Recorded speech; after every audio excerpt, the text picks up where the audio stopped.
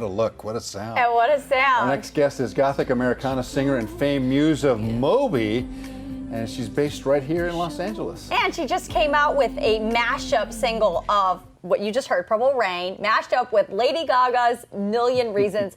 Those are two big songs with a lot of history behind both. So please welcome actress and singer-songwriter Julie Mintz. Hi, Julie. Hi. Julie, what a cool idea. What gave you the idea to mash those two songs together in that style? You know, it was really amazing how we happened upon it in the studio. I was originally just going to do a cover of Purple Rain, sort of in my folk country style. And so I was in the studio with Moby, he produced the track, and I was just working out my key on the piano, so I was playing the Purple Rain chords. And I had been listening to a lot of Lady Gaga at the time because it was when A Star Is Born came out. So I was playing Purple Rain and I was like, this chord progression sounds a lot like Million Reasons. So I started singing Purple Rain into Million Reasons. And I thought he was going to tell me to stop because he was like getting set up, ready to record. But instead he said, that sounds really great. I actually think we should do this as a mashup. And then there's, wow. Yeah. Okay, let me just say, you just glossed over the whole Moby thing. You're just like, and Moby was in studio with me, and like how does one just come across Moby? Okay, I have to give you the backstory. Right. So, Moby was my neighbor. Which is such just like Wow. an LA story. Okay. Yes. Yeah. I was living in a little rental house. He was living in a castle across the street. And I had been writing songs for a long time in my bedroom and playing little singer-songwriter shows. And he moved into the castle across the street from me, and we became friends and neighbors. And I started singing backup for him. Wow.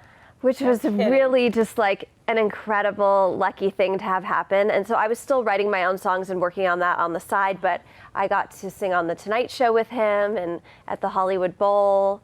So all of these really great things started to happen, but I'd still never made my own album. But he was really supportive. And so probably like 2 years into singing backup and playing in his band, he would always come to my own shows and he was like, you're so great at writing your own songs and doing this. Why have you never made an album? And so how does that validation must feel pretty special. Tell me about that experience. It actually, Moby knows this. I've told him he's really the main person that has validated me and supported me in my career. I feel like before that, I loved writing songs in my bedroom, but I wasn't really sure that I was supposed to do it beyond that. And so to have that person whose talent I respect so much, to have him validate me in that way and say, you should be doing this. Come to my studio, I'm going to produce your album.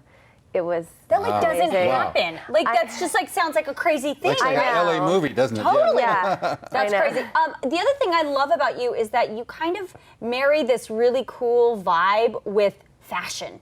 So you were just at Fashion Week, you're on the cover of Retreat magazine. I mean, the imagery is incredible. Where do you come up with all of those looks, ideas? Where does it all come from? I feel like I've always loved the visual aspect, and if you can add that to music, it's so great. And I mean, Harper's Bazaar said you were the best dressed at Fashion Week. I know Stop. that really blew my Shut mind. down right now. That's incredible. Can you? That dress was so A cool. Badgley too. Mishka dress. You noticed Was that? it? Yeah, it was. Yes. Carlo, bravo! Oh, Look at this. amazing. Who is she wearing here? Guess. It's beautiful. And that was my throwback Pretty Woman Very moment. cute. Yes. Very cute. You know, I grew up in a small town in Texas. I grew up in Corpus Christi, and my mom was a beauty queen.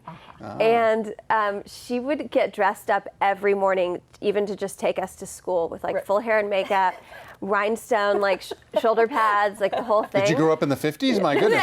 The 80s. That sounds like Ozzy and Harriet. Yeah. This is my childhood. I get it. Yes, and so I feel like that was always really instilled in me. So I've always loved fashion and like a look, and That's awesome. so that's always just kind of Part of been it. innate to me. I love that part of it. So what is your vision for what it is you want to do?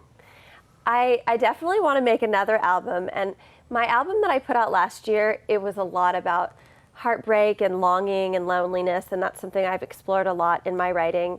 And that album was called Abandon All Hope of Fruition, and it was really about... Oh boy. Yeah, That's pretty deep. heavy. it's about, you know, can Yeah. you really let go of the things that you think you hope that you need and want? Right. Can you let them go for all time? but I really want to start writing more songs that are a little bit more victim to victory.